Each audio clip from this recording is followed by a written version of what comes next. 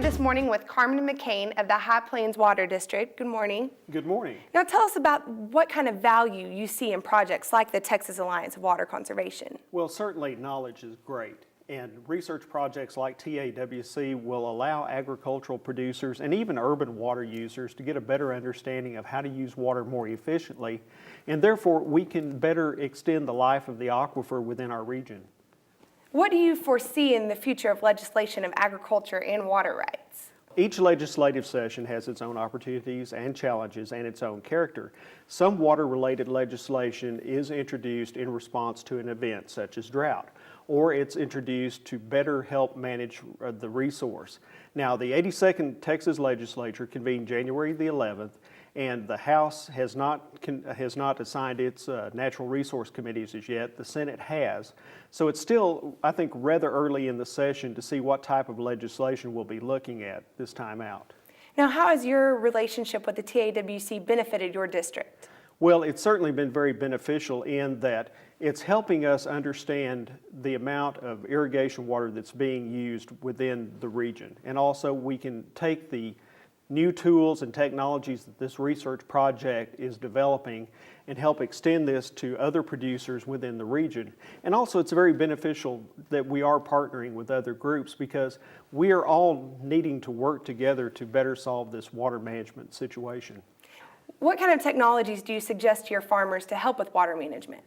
Well, certainly the district recommends that agricultural producers use water wisely and use it efficiently without waste. Now, our ag producers have certainly done a great job throughout the years of improving their irrigation application efficiencies from about 40 to 50% with the old pivots that used to spray water high in the air to 96% today with the LIPA systems and the drip irrigation systems. So, it's important that we use water wisely, and our producers are doing a great job of that. How do you get information to those producers that need to use water more wisely, that haven't been doing so? Well, certainly we have many ways of communicating from the district. We have our monthly newsletter, which is called The Cross Section. It is a free publication that people can receive in the mail or online. Also, we have a number of PSAs and ways to get information out to the public. So the district is celebrating its 60th anniversary this year, so we are the very first groundwater conservation district created in the state by area residents and the state legislature. So we're looked at as a leader, and a lot of people certainly come to the district and ask us for information on how to use water more efficiently. All right. What's the plan in the future for your district? Okay, House Bill 1763 requires groundwater conservation districts within groundwater management areas to set a desired future condition for the aquifers that they manage.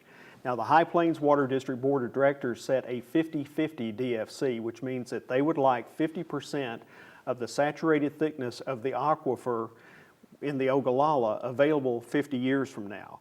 So we're in the process now of looking at our district management plan and drafting rules to achieve that goal. And these rules will be taken out in a series of public hearings, public meetings for public comment.